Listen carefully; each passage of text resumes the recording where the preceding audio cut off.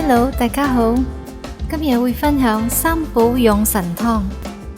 呢道湯適合俾中氣不足、經常失眠同埋腰酸背痛嘅人飲㗎。何謂三寶？佢就係青仁、黑豆、慈實同埋栗子嘅。呢三樣係補腎嘅最佳食材，一定要用青仁黑豆，入邊係青色嘅呢種豆先至可以補腎。用清水浸佢1個鐘，還是浸到巢皮就為之 OK 噶啦。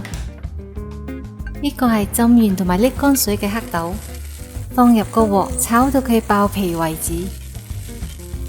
炒過嘅黑豆先至可以用嚟做藥引，咁就有食療嘅功效啦。炒到類似咁樣爆皮就可以撈起備用。腎補得足嘅話，先至可以令到我哋精力旺盛同埋烏髮明目噶。呢度係有紅棗同埋1粒蜜棗，我會放多啲紅棗，因為佢可以軟化血管同埋補氣養血嘅作用。切幾片嘅薑片，2片留起俾燉湯嘅時候用。1塊果皮，用啲水浸下佢。浸完咗嘅果皮，用匙羹掘走佢啲囊。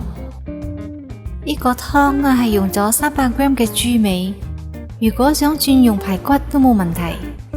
洗乾淨，然後放入薑、蔥、米酒落去飛一飛水，目的係辟走啲味同埋逼晒啲污糟嘢出嚟。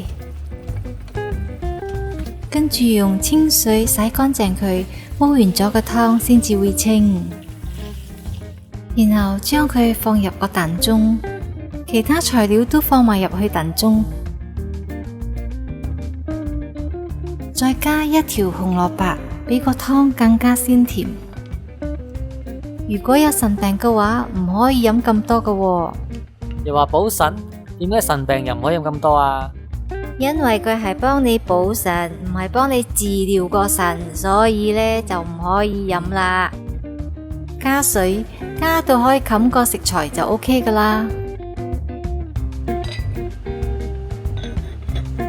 用中火燉佢2個鐘。